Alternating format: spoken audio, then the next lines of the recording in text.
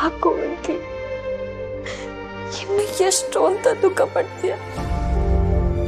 ಇದೇ ತರ ದುಃಖ ಪಟ್ಟು ಪಟ್ಟು ನಿನ್ಗೇನಾದ್ರೂ ಹೆಚ್ಚು ಕಮ್ಮಿ ಆದ್ರೆ ನನ್ನಿಂದ ಸಹಿಸ್ಕೊಳಕ್ಕಾಗಕ್ಕಿಲ್ಲ. ಕಾಣಿಸ್ತಾ ಇರುವಾಗ ನಾನಿನ್ನ ಎಷ್ಟೆಲ್ಲ ಹುಡ್ಕಿದ್ದೀನಿ ಗೊತ್ತಾ?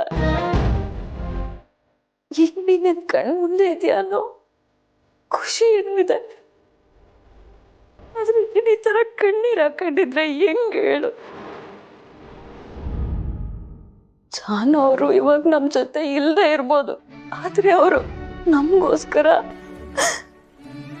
ನೂರಾರು ನೆನಪುಗಳನ್ನ ಬಿಟ್ಟೋಗೋರೆ.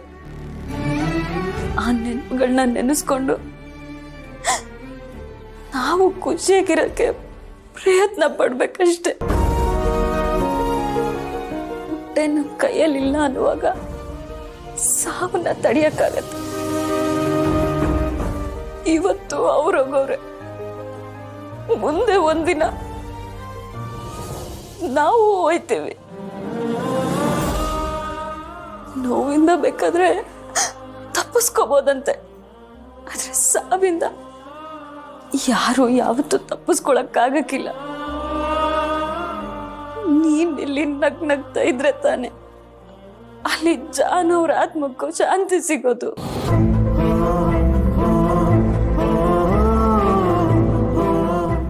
ಪಾಪ ಅತ್ತೆ, ಜಾನು ಅವ್ರಿಗಾದಾಗಿಂದ ಅವ್ರಿಗೆ ಸಮಾಧಾನನೇ ಇಲ್ಲ.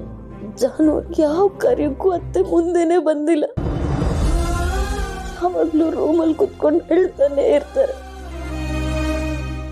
ಎಷ್ಟೇ ಆದ್ರೂ ಎತ್ಕರ್ಳಲ್ವಾ?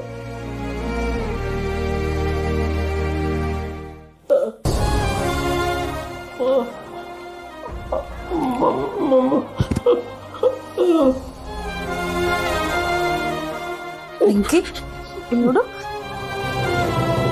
ಅತ್ತೆ ಅಜ್ಜಿನ ಟ್ರೀಟ್ಮೆಂಟ್ಗೆ ಅಂತ ಕರ್ಕೊಂಡೋಗೋರೆ. ಅವ್ರು ವಾಪಸ್ ಬಂದ ತಕ್ಷಣ ನೀನು ಹೋಗಿ ಅವ್ರನ್ನ ಮಾತಾಡ್ಸ್ಕೊಂಡು ಬರುವಂತೆ. ಅಲ್ಲಿವರೆಗೂ ಸಮಾಧಾನವಾಗಿ ಮಲ್ಕೋಬೇಕು, ಗೊತ್ತಾಯ್ತಾ?